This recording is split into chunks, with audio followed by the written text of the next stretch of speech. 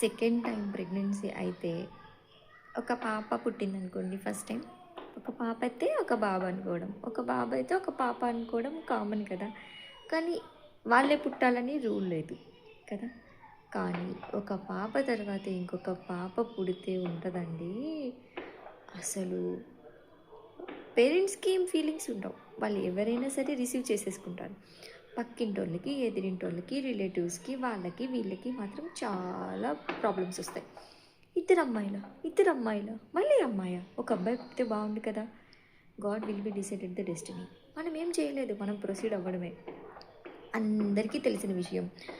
మనం కోసుకొచ్చుకునేది కాదు, తెంచుకొచ్చుకునేది కాదు.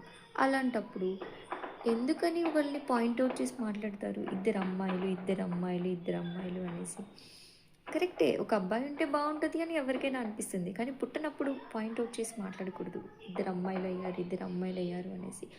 ఎందుకంటే పేరెంట్స్కి కూడా ఉంటుంది ఎంతో కొంత, ఒక అమ్మాయి ఒక అబ్బాయి ఉంటే బాగుంటుంది అని. చచ్చిన పాము మీదే ఇంకొంచెం కర్ర పెట్టి కొట్టారనుకోండి, ఇంకా చస్తుంది కదా అది. అలాగే వాళ్ళు ఫీల్ అవుతూ ఉన్న టైంలో ఇంకొంచెం మీరు వచ్చి ఇద్దరు అమ్మాయిలు అంటే ఇంకొంచెం ఫీల్ అవుతారు కదా. వాళ్ళకి ఇంకా ఆ ఫీలింగ్ అనేది స్ట్రాంగ్ అయిపోతుంది.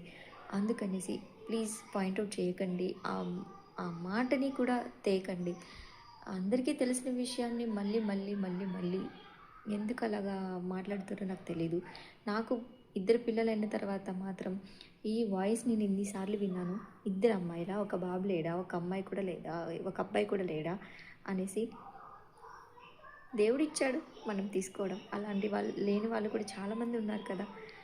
అలా అనకండి దయచేసి, వాళ్ళ ఫీలింగ్స్తో ఆడుకోకండి. Bye bye.